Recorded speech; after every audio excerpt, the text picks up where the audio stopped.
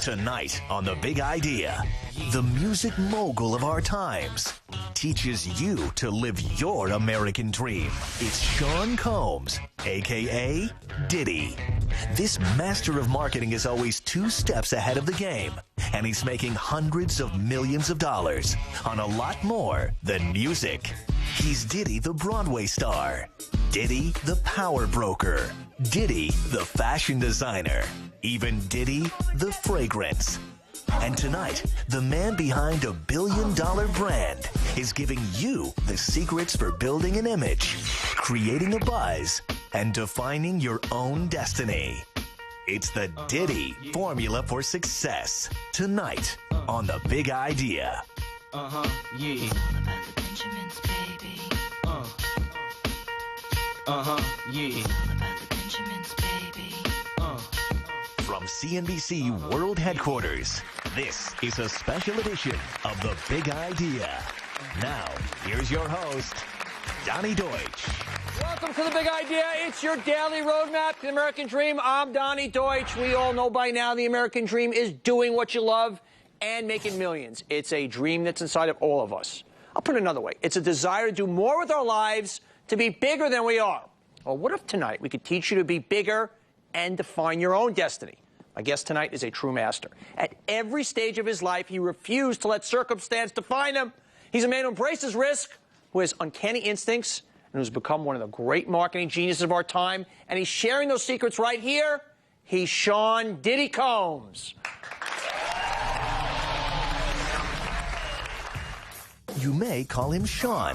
You may call him Diddy. But by any name, you have to call him one of the most successful entrepreneurs of our time. Sean Combs has turned his company, Bad Boy Entertainment, into an empire. But turn back the clock, and you'll see how Diddy's humble beginnings forced him to define his own destiny. These days, his Sean John clothing line has sales of $500 million a year. But when he was 7, Diddy couldn't even afford a new pair of sneakers. Now, Diddy is the guy discovering major new talents and releasing top albums. His work as a music producer and artist has earned him 3 Grammy Awards. But when he was just getting started, Diddy had to beg for his first unpaid job in the business. Quite a contrast from then to now.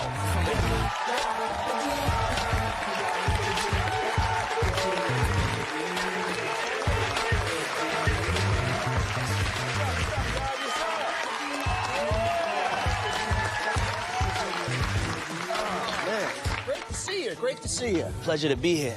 All right, we got a lot to cover. I think this is the longest package at the beginning of a show ever, because to go through all your stuff takes a lot of time. Yeah, I mean, I've been truly blessed. I've been truly blessed with great opportunities, and I've taken advantage of them, and I'm proud to be here. I'm proud to have you here, and we've known each other over the years. We've done some business together, Yes. and I've always respected you as a businessman. And you've got some great lessons tonight about overcoming adversity, about keeping going. We're gonna get to that in a minute. We're gonna go into all your businesses, but I want to go back first, because you, at 2 years old, kind of your life, which was a life of obstacles, Yes. kind of took on its major first obstacle. Yes. Tell me about your mom and your dad growing up. When I was growing up, my father was killed when I was 3 years old.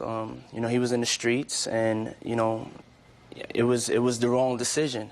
We all hear the stories about the American Gangster movie. That kind of rings true to my life. It's a little bit more than just a movie for me. But when you grow up and you don't have a father there, it kind of creates what your destiny is going to be if your mother lets it be that way. My mother, she didn't let it be that way. She didn't accept that. She became my mother and my father, and I was raised by 2 strong, beautiful, incredible women, my grandmother and my mother, and they made sure that, that I didn't miss that father figure, from everything from dating to sex to my first, schoolyard scuffle of just don't let a bully push you around. Anything that I needed to learn, I learned from my mother, and I thank God for that. Do you remember? To the moms out there. How many jobs did your mom work when you were growing up? My mother must have had as many jobs as me. But she was working 3 at one time. She had like 3 jobs, yes. She had like 3 jobs. I mean, do you remember, though, a moment, was there a moment early on when clearly, even though your mom and your grandmother did this spectacular job and she filled the holes, do you remember as a young man any moment where you were very conscious that you didn't have your dad? Yeah, I think the moments I realized I didn't have my father was when I saw other children with their fathers, you know, and especially like Father's Day and days like that when you're supposed to bring your father to school. But as I said, I had a mother that she showed up on Father's Day. You know, my mother was kind of rebellious, so I missed him, but the void was really filled. You know, I have to honestly say that she did a great job with that, and I think that all parents that have to go through that shouldn't be the excuse. That, you know, parents have that responsibility, and mothers do that well. I think mothers in that situation do that well. I think us as fathers, we've had to catch up, and I think we're also doing a good job now also. You were a businessman at a very early age. You wanted a paper route, but couldn't get one because why? I wasn't of age. You had to be a certain age to work in, you know, New York State and to have a paper route, and I wasn't of age. So how'd you get around that? I was a hustler, you know. I was going to say, you were a hustler from an early age. I was trying to do it. I was a hustler, and, you know, the story really started. I asked my mother to get me some sneakers, and the look on her face when I asked her, because all the kids in school had the new Pro Keds, and I didn't, you know, she didn't have enough money, and to see that disappointment on her face, I didn't want to have to ask her for anything anymore. I wanted to take care of her. I remember that look on her face, and so I went out looking for a job, and people were telling me, you can't work yet, son. You have to wait till, you know, you're 12 years old, 13. And so I devised a plan that I knew the guy that was having the paper route in my neighborhood. And, you know, I knew that they were allowed to give the paper route to whoever they wanted to. And I said, you know, if you give it to me, we can still have it on the books that you're delivering it, and I will send you 50% of the profits. You know? And so, you know, a kid going to college, it wasn't nothing better to be able to get an envelope, you know, of what he was getting on his paper route. So it kind of worked out, and, you know, I didn't see it as a bad thing. You know, I wouldn't advise anybody else to do things like that, but that's what I had to do then. We sometimes say on the show at the beginning, you can fake it till you make it a little bit. That's okay. Yeah. And basically you realize, you know, I'd rather have 50% than nothing. Yes. And it turned into you making $600 a week. Yes. 13-year-old. That's a lot of coin. Yes, for a 13-year-old. Yeah. At the age of 13, I had routes all over the Westchester area, and I had, I figured out that 50% could go down to 30, could go down to 20 to 10, and you know, so I had different deals all over the place, and I was one of the most successful paper boys in the history of Westchester. I love it. So you carried that entrepreneurial spirit. You went to Howard, but while at Howard, you somehow were drawn to the music business. Yes. Even you're 17, 18 years old. I love music. I've always loved music. My first record was my Christmas present. It was James Brown, Ants in Your Pants. And I had a record player, and I listened to that record until it was nothing left on the vinyl. And you know, I was just a consumer. I just loved music, loved dancing, in the mirror, and just having a good time, and going, you know, when I grew up going to clubs, and I never really saw it as that I could get into it as a businessman. And I one day got chosen to be in a music video because I was dancing in the clubs, and I kind of saw the guys behind the camera, and they had on the nice suits, and they had the big cell phones, and they were legal, you know, because I was like, well, I'm about to go to college. I want to do whatever those guys are doing. And I really investigated it, and called around to see if I could get an internship, because I thought that, you know, all of my friends in college, they were in law and, you know, pre-med, and they had internships. And so I was calling the record companies, and they were like, what is that? What's an internship? And I was like, you know, where I come and I work for free to learn. And they were like, I like that. Yeah, I like that. Come on in, we'll give you one of those. And so I wanted to do my internship with Uptown MCA Records, Andre Harrell. And, you know, I called him up. He had a new company. He was an entrepreneur, and he wasn't just selling black music. He was selling black lifestyle and the whole culture. And I was really so intrigued by that. And I said, you know, I'll come in, I'll wash your car, I'll get you coffee, I'll run the tapes for you. I just want to learn from you. You're a genius. You're the best. And he was like, well, when can you start? My car's outside. Yeah, and so it was the best move I ever made to be able to do that. And it was more than just doing that. I went in there like I was going to be the greatest record executive of all time. And I knew that this was a start, and I took advantage of every opportunity. And I learned so much just from being a fly on the wall. And I was a fly on the wall in the room with Berry Gordy and Quincy Jones and Babyface. And so I was really just blown away, and it was... How did you turn, because I think it's important for young people. Here you're an intern, you're in the game, you know, but yet you're 19 years old, yet by 22 you end up head of artist development, pretty much running the place. How did you make that happen from just a guy in the room? I think it was being patient, and it was being the guy that people felt comfortable with being in the room. I never spoke. I always listened, and if I did speak, I picked and chose a private time to pull Andre to the side, and I really thought my ideas out. And so people got comfortable with me being in the room and learning, and I was very patient, and I waited for my time, and I didn't get into. I love music. I still love music, so I never did it to make money. So I could have waited 10 years to get my opportunity. So an opportunity came across that, the guy that I was interning for in A&R and artist development, he had received another job offer at Columbia Records. And so I took Andre out to lunch, and I asked him, I said, you're making music for young people. I am the demographic. I'm the person that you're making music for. Nobody, every time you want to know information about a record, y'all come play it for me. Just give me the chance, give me the opportunity, give me a trial period to do this. And the first couple of records that I worked on sold millions of records, and it went on from there. But it was the opportunity and the respect level that I had. Three great lessons in there. Number one, you listened. Yes. I mean, young people today are so eager to speak. You listen. Number two, it's so important. You did it because you loved it. You found that's the big secret on this show, man. Yes. When you find what you.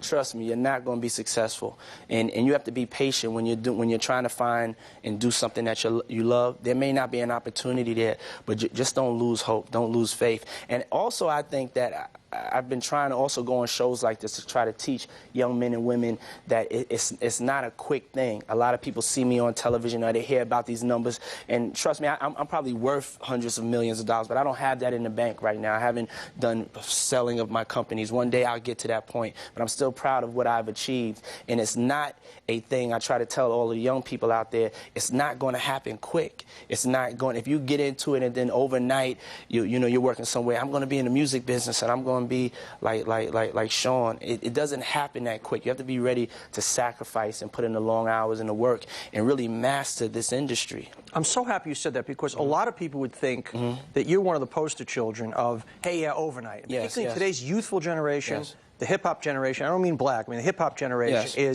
it's fast. It happens. I get that one thing. Everybody wants that celebrity. And you, who've had this glam life, I'm so happy to hear you be a spokesperson and say, no shortcuts. It's not easy. I don't care what the business is. It's no shortcuts, and it takes time, and you have to be patient. And I'm not proud of being that part of the poster child for things. And, and it's about coming on shows like this and giving people a real that it takes a long time. It takes a lot of focus. It takes a lot of sacrifice. You can't hang out with your friends. You can't go to all of the parties. You have to really dig in deep, and you have to go for yours. I got to take a quick break. When we come back, what happens when you've worked so hard to make something yourself, then boom, you get fired? Next up, Diddy's story takes an unexpected turn, and he's going to take us through the specific moves he made to help you get through your big crisis. You're going to hit one in your career. Sometimes your words just hypnotize me, and I just love your flashy ways. I guess that's why they're broken. You're so bad. Welcome back to The Big Idea. Tonight, my guest is Sean Diddy Combs, one of the most successful stars of our time, and the man behind what is a billion-dollar brand. He's a master of marketing, and tonight, Diddy's teaching you to define your own destiny. Right now, we're going to talk about something many of you can probably relate to, what to do when you're cranking along your career, when everything seems to be going great, then you hit that brick wall. We're going to get some specific advice now from a man who's been through it. So you're 22, you're rocking and rolling, you're running uptown, basically. What happens? I started really getting caught up in my success. Started getting a little too big for my britches. And, I was in a castle that already had a king. And I was really, I was running around with the crown on, butt naked. You know, I'm just going, you know, you got to understand, I'm like 22 years old. I'm a vice president. I'm the hottest, youngest thing in the music. There's nobody young, African-American in the music industry selling these numbers of records. You know, I'm hanging out of limos, naked. I'm really going crazy. You know, keyword is naked. Yeah. So I'm feeling myself, and I'm like, you know, I'm so passionate about the music. I'm not understanding the politics or the corporate world and the protocol. I'm just like, I want this for my artists. I believe in my artists. I believe in these records. You know, you guys in the corporate America, y'all don't understand what's going on, and you know, I get fired. Why? I get fired because I lost the level of respect that I should have had for the people that were above me. I did not understand how to really massage relationships. I only had my eyes set on one goal, and I don't think I was really a team player. It was about the artist. It was about me. It was about the company. But we had other partnerships. I wasn't, you know, I was very immature, and when I got fired, I'm talking about, this is probably one of the worst days of my life because I love what I did. Imagine what you're doing, and also you're disappointing the person that gave you the opportunity, that person fired you. You know, I was heartbroken. Andre fired you? Yeah, Andre fired me, and I'm 22, but I'm like crying. I'm crying for days and days and days because I knew I disappointed him, and I disappointed my mother, disappointed everybody around me, and I just promised myself from that point on that you know, I was going to do my best to make up for that. And when I want to take me in that room when Andre fired you, what did he say to you? And that night, I want to know what it felt like, what you were doing, because your world did crash at that. Okay. You know, when I was taking in, you know, he came into my office, and, you know, the music is playing loud, and I'm dancing around. I'm not knowing I'm about to get fired. Not naked. Okay. No. So, and he just sat down with me, and he just said, you know, I've tried, and I know that this is going to hurt me more than it hurts you. And he said, but you'll be all right in the long run. There's a lot of people out there that want you, but you know, you have disrupted, you know, the place to a point where I have to protect the environment and the culture that I'm trying to create. And, you know, I was in utter shock. I wasn't saying anything, but, you know, like how the lump gets up in your throat and your heart starts beating and you're like, I hope I'm dreaming. And then, you know, I'm like, you know, come on, don't do this. I could change. You know, I'll make it better. And it was a lesson that I had to go through, though. You know, he didn't back down. It was a lesson that I had to go through. And it's something that I wouldn't be at this point if I didn't go through that. A lot of the different mishaps and tragedies and obstacles, it made me better. It's things that I had to go through because of my personality. We all have different personalities. Everybody wouldn't run around in the castle with a crown naked. Like I would have done that, you know, and so I needed something dramatic and drastic to change my path. Yeah, I understand. My dad fired me early on. It was one of the best Your things dad? that happened. Yeah, that's cold. Yeah, that's kind of hardcore right there, man. I deserved it. It was a great wake-up call, and everybody who comes on the show says the big learning experience is when you get whacked. Yes. So that night, you go home. What are you saying to yourself? Yeah, I mean, I go home, and I just had a child, and you know, I'm living in Scarsdale, right by the, because you know, I'm trying to ball. Ball means I'm trying to live the fabulous life right away, you know. So I'm living in Scarsdale, across the street, and very affluent suburb of New York. Suburban New York, but nobody knows I'm living check to check. You know, I'm still living check to check, and I didn't care because I threw caution to the wind. But I'm like, well, what am I going to do now? What does unemployment checks look like? You know, I didn't think I was going to be in this situation. The baby's crying, and I'm like, whoa. But you know, I did build up a huge reputation, and you know, people my phone started ringing off the hook, probably, you know, 3 days later. But I didn't care. I didn't care about Sony calling me or Arista calling me or Motown. I wanted to work with Uptown. That's who I loved. That's who taught me. And so, you know, that wasn't happening. Andre wasn't going to hire me back. And so I met a guy named Clive Davis, and everybody else spoke to me about money.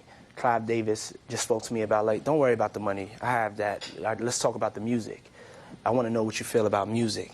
And I just fell in love. Well, let's show. I had Clive on the show fairly recently, and he talked about meeting you. Let's show that. He brought me 4 cuts from Notorious B.I.G., and I listened. And he didn't come just with verbiage. And I said, wow, you got the goods. And I bought into his vision. I mean, that's a legendary Clive Davis, yes. a brilliant guy. So you pretty much moved your business over with him. Yes, yes. I moved my business over with him, but I moved it with a whole new understanding about the business and how you have to work with people and motivate people. And I can't say I perfected it because I still went through other obstacles. I wasn't totally cured. There was still, you know, maybe just with the shirt off running around the office. But so I wasn't totally cured, but I was on a better track.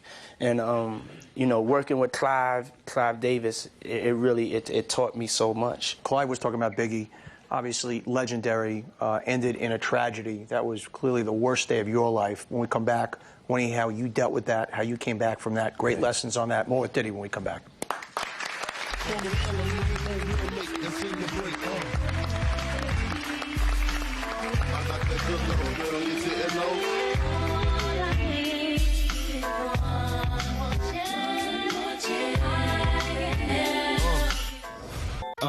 Yeah.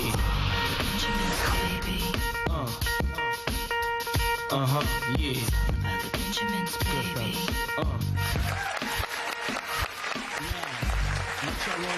Welcome back to The Big Idea. My guest tonight is Sean Diddy Combs. He's the man who's going to teach you to grow your American dream bigger than ever before and define your own destiny. Okay, we left off before the break. We're about to talk about what to do when the worst day of your life hits. Unfortunately, we're all going to have a worst day. You're running bad boy at this point, going great. Yes. Discover a guy named Christopher Wallace. Yes. A.K.A. Biggie. Sold $4 million the first time. Things are going great. And then one night changes your life. Yes. All I can say to people is that, you know, in life, as a lot of people know, you don't know what's going to happen the next second.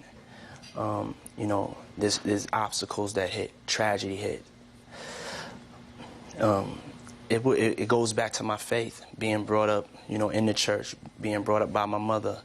And at that point, even still, I still wanted to give up. I still just felt like I just couldn't do it. Like, what does everything mean? And you have to, like, when tragedy hits you, when obstacles hit you, you have to fight through them. You have to. There's so many other people that are counting on you. You know, so many people that in my instance I was responsible for, and it was something that really hurt me. You know what I'm saying? I'm still hurt by it, and I had to fight, really. You know, and the way I did it was I tapped into what I loved, and I made a record called Missing You. And I just did what I love to do, and I tried to just stay positive as I could stay, and pray, and wait for a better day. And you know, and if you're still, there's a thing my grandmother taught me, you know, be still and wait on the Lord. If you be still, He's gonna come and bring you up out of it.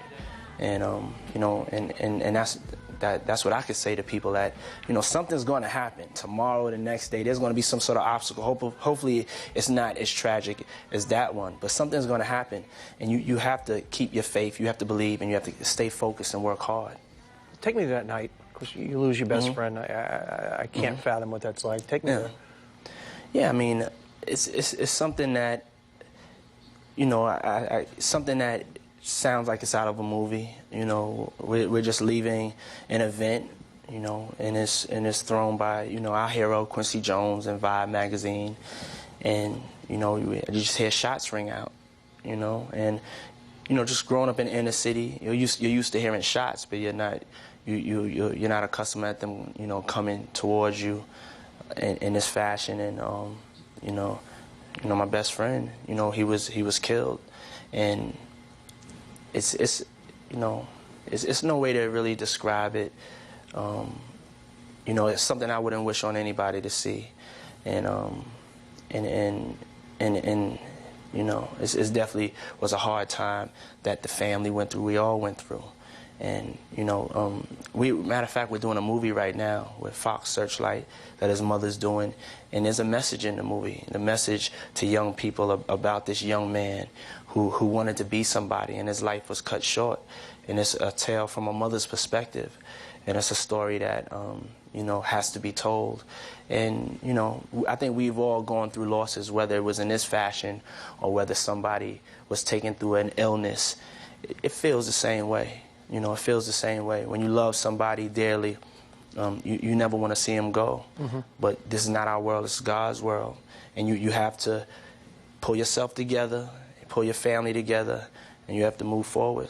You went into a terrible depression after that. I mean, I know some people close to you were worried you were going to take your own life. You said that obviously your religion and your faith was one of the things. What are the other things that you can share that the tools you use to pick yourself back up, where, you know, at that point you can kind of say, you know, screw the record business, this is a dirty business. Well, what are the kind of your secrets to pulling it back up? You have to take things day by day. There is no solution for pain or depression or bad times. It's really taking it day by day, and it's really trying to fight against the negative feeling and the sad feeling and the feeling that makes you want to give up. Fighting with, you know, with your faith and your understanding that there is going to be a better day, and believing and just, you know, forging forward. You know, I don't have really that solution. It's a day by day, taking a step by step, and you know, it does get better. Is part of your way, whether you do it consciously or subconsciously, is interesting. You talked about when you lost Biggie, you made the song, and now you're making a movie. Is as an artist to throw yourself commercially. I don't mean that in the negative sense of the word, and that you say, okay, this tragedy happened. I'm going to use my art. I'm going to use what I do for a living, which will be therapeutic for me, and also maybe kind of give some learning out of that to others. I don't know if I put that much strategic thought into it. Like, I'm always creating, so you know, I'm a creator, I'm an artist. With the movie, that's something that was his mother's idea, so you know, that's something I'm supporting her on. Musically, it was, I just wanted to speak to him. You know, I wanted to just, you know, and I know that's how we spoke, so that was just something sentimental that I did. But, you know, as an artist, I think that's what we do. We throw all of our pain or anger or love into our records or into our acting or into our movies. So it's definitely something that's therapeutic, but I don't think it's done in a strategic commercial level. But I think when you're at the level that I'm at, you know, it's reported on, you know, commercially. So if I do something, it is out there in a commercial way. All right, we're going to take a break. When we come back... We're going to talk about some good things when we come back? Now's all the good stuff. Jesus. This guy is like horrible Wall Street. What's the secret behind this man's uncanny business instincts? Why is it that every time he makes a move, it seems to pay off with more and more millions, and how you can hone your instincts the Diddy way, or what he would call the good stuff, when we come back. Great luck.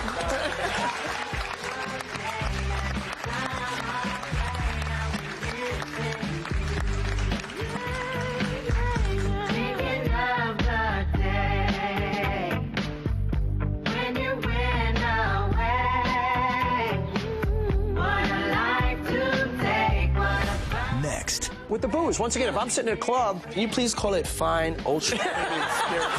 This is ultra premium spirits. And we have a clarification. You and the rest of the world could just call me Diddy now. Just Diddy. Simply Diddy, yes. Welcome back to The Big Idea. We're learning the secrets to defining your own destiny from a true master, Sean Combs. These days, he goes by Diddy. He's been P. Diddy, Puffy, Puff Daddy. By any name, this guy is a master at marketing himself and his brand. And right now, we're going to really drill down for his marketing secrets so you can learn to make moves the Diddy way. Okay, what's with the name changes? Let's understand that first. I mean, one of the things is being a successful brand or a celebrity brand is that you can't take yourself too seriously. You know, you have to be able to have fun. I had the opportunity to have fun, and it was just something entertaining. It was going into a new era in my life, and I just wanted to leave the old baggage with the old baggage, and so I dropped the P, and now I'm Diddy. But people still call me P. Diddy. It's not that serious. It's just having fun. People call you Puffy also. Yeah, people call me, you know, different names. Right? Yeah. Yeah, so, you know, it wasn't really that serious, and it was some fun for the press, you know. You got a big announcement here. I mean, yes. the Diddy machine rolls on. Yes. You're going in the booze business. Yes, in the spirits, fine spirits, the ultra premium sector. See, I say booze, he says fine spirits. Yeah, yes. I've teamed up with the #1 spirits importer and fine wine importer, Diageo, for a unique historical strategic partnership for this, my new baby, is Ciroc vodka. For years, it's the best tasting vodka out there, and I'm telling you guys that, so make sure, always be selling. Make sure you get it. But But one of the things that I take pride in is I don't do these harebrained business schemes. I don't bite at every apple. I've been approached to do everything from being NASCAR to own my own professional team to even be partners in different spirits before. But this has always been my dream. Everybody has always thought, he just throws parties, he just throws parties. I've been building myself as the king of celebration. I love to see people have a good time. And I've really been trying to attack this luxury sector. And this right here, I found something that I believe in and that I love. And you're going to see a lot and hear a lot. And you're going to taste a lot of this in a very responsible way. So that's Ciroc vodka. Like I said, above all else, the marketing. You use a great two words together, celebrity brand. Yes. And the two people that right now in our current culture embody that, I think, are Oprah and you. Mm-hmm. Oprah in the example of Oprah recommends a book, people do it. Mm-hmm. And is your business model as simple as, I don't mean this in a negative sense, where you realized, hey, if I'm wearing something and they take a picture of it, I could be wearing a Ralph Lauren something. Well, what am I selling his stuff for? And that's pretty much the game with the fragrance, with the booze. Once again, if I'm sitting in a club... Can you please call it fine ultra premium spirits? This is ultra premium spirits. Booze. No, that's not booze. Come on, man. I watch your show. Would we tell people to call it booze? No. Come on, Donnie. When it comes to vodkas, I drink vodka. And you want something that has a luxury feel to it. When it's sitting on your table, you want the rest of the crowd to know when they're walking by your table that you have the best, you know. And I think that there's a huge opportunity to really tap into this consumer in a way that really brings luxury and also speaks their language, speaks their lifestyle. I don't know if the other vodkas, whether it's Kettle One or Grey Goose, speaks their lifestyle of when you're in New York or when you're in LA, Miami, Chicago, when you're running around and you're going club hopping. And you know, in the lifestyle, I would say I want us to create an ad campaign, a marketing campaign that goes directly to that consumer. So speaks luxury and ultra premium. Okay, when we come back, I'm going to give you, I think, the solution to this. Yes. It's actually, you hit a very interesting nerve. Free, right here. Oh, well, right come on here back. In front of you, you're going to see an ad campaign being launched, and we're also going to field some questions from the audience. You guys have some real business issues. We're going to Diddyize them when we come back. Ad campaign, we'll see right before your eyes.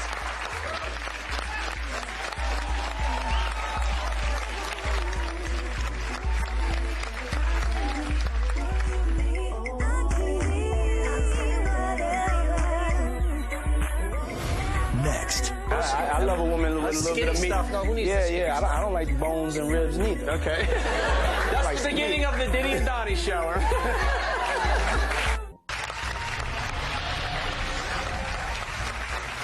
Welcome back to The Big Idea. Tonight we're learning to live the American dream bigger than we ever dared and define our own destiny from a true master, Sean Diddy Combs. And right now we want to take what Diddy's been teaching us about a lot of stuff and see if we can do a little workshop with folks in the audience. We're going to hold it. There's one thing I want to make sure I say. Damn. That also for the brief, that what makes a difference is that it's made by French grapes. Okay. And not potatoes. That's what makes it different, okay? And that the name of it is Ciroc. The young lady asked me off, what's the name of it? It's Ciroc. It's the vodka with the pretty purple bluish stone. Okay. Now, it's interesting. The last thing you said to me is what we call the bar defense. Okay. At the end of the day, nobody is going to care about that, but you need your triple distilled, and just everybody has their thing. Yes. It's interesting you mentioned, because initially you could bring this out, and I'd say, well, you got all these super premium vodkas. Yes. You got Chopin, you got Belvedere, we know them all.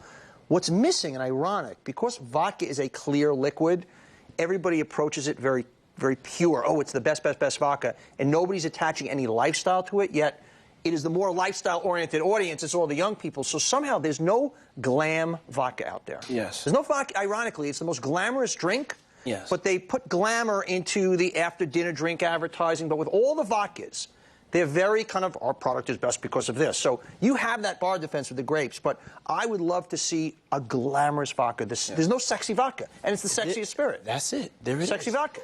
Sexy vodka. Okay, we got some folks in the audience that need some help. We're going to maybe Diddy out. You got Deutsch and you got Diddy here. Two guys who know a little bit about marketing. We're going to try and give you some marketing tips. What do you got, man? This is a Tool Captain, and it's a soft-sided tool storage product for your RV, your boat, your home, your garage, for garage organization. Basically, my question is, how do I bring this product to market, essentially, in like a Lowe's, Home Depot, your Ace Hardware, that kind of a marketplace? You know, there's trade shows for everything. You know, so you go to a tool trade show, an outdoor trade show, I don't know the exact type of trade show for this, but they have, and you buy a little booth for $800 or $1,200 or something like that. You bring your stuff down, you put it on, you start selling them one at a time. That's it, man. You got to start in a very narrow, you know, where the fish are. You got to fish where the fish are. Right. So once again, if you got a tool trade show, buy a little booth, go there. You're going to make some sales. Go that way. Thanks very much. All right, man. You give me the tough ones. Yeah. Krista Barnes. Where's Krista? Hey, Krista. Hi, how are you? Hi, Diddy and Donnie. Hello. Wait, there's something to that. Diddy and Donnie. I like that. That's a new show. That's a new show. The Diddy and Donnie. I created the Boo Band for women who cannot zip up their tall-length boots because of the size of their calves. It's easy to install on the boot. You just zip it up, and you just zip up the zipper as far as it can go, and then you put my boot band on, which is also at bootband.com. How can I bring this to... Which is available with Syrah vodka. Yeah.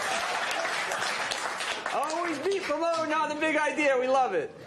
How can I present this to the underserved women who have the larger calves, who don't think they can wear those big boots or those trendy boots?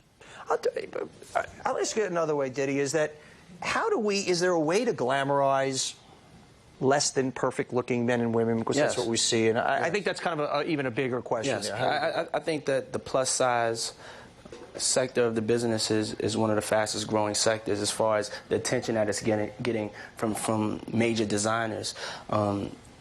I mean, people are in different shapes and sizes, and I think that, as he said, there are shows out there. There are shows that you could go to, the different trade shows, that you can set up your booth and you can really highlight this, because I think that's the sector that you have to go for.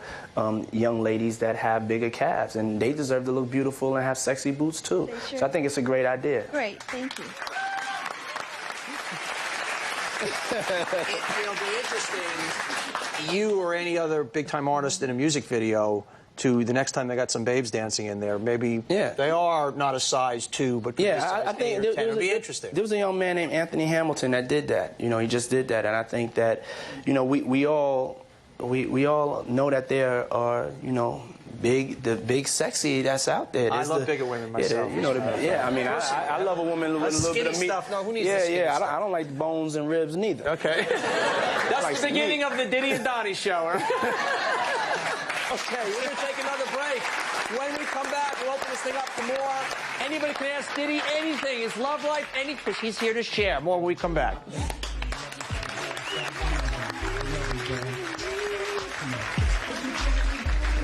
I had an assistant work for me at one point that had worked for Diddy. Yes. So it's definitely... He stole my assistant, by the way. This Diddy Donnie thing has been going on for a long time.